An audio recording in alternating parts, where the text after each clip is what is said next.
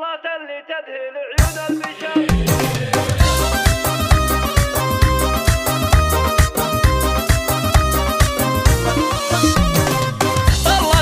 تذهل عيون البشر. واشرق النور البهي بقبالها، وقفوا لقبالها عز وقدر، تستحق ام العروس جلالها، وباسمها بعبد الله يطيب الشعر، والقصايد فيها تزهق زالها، والقصايد فيها تزهق زالها.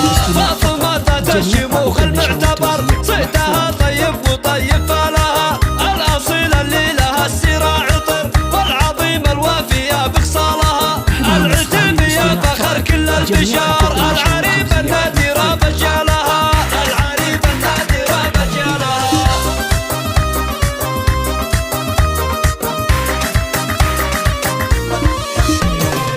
بالعطاء معناها مد البحر، الكريم اللي تمن سلسالها، وساسها ام العروس عز وفخر، ربنا شان العلا اعطى لها، ليلة الفرحة لها اعلى اثر، والفرح في بنتها يهنى لها، القمر سارها اللي زينها غطالها، ساره فيها المدى يحكى الدرر، شيخة الزين الفريد اخصالها، للعروس وامها النور الاغار، للمحاسن والمزايا امثالها، يا عسى افراحهم طول العمر، والحياة جعل السعادة فالها، والحياة جعل السعادة فالها. طلة اللي تذهل عيون البشر، واشرق النور البهي بقبالها، وقفوا لقبالها عز وقدر، تستحق ام العروس جلالها، وباسمها بعبد الله يطيب الشعر، والقصايد فيها تزهق زالها، والقصايد فيها تزهق زالها.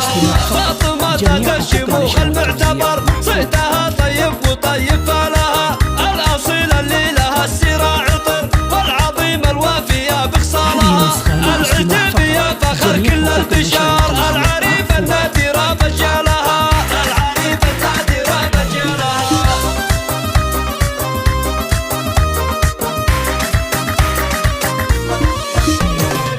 بالعطاء معناها مد البحر، الكريم اللي تمد جسالها، وساسها ام العروس عز وفخر، ربنا شان العلا اعطى لها، ليلة الفرحة لها اعلى اثر، والفرح في بنتها يهنى لها، والفرح في بنتها يهنى لها. والعروسة بنتها اخت القمر، سارها اللي زينها غطى لها، ساره فيها المدى يحكى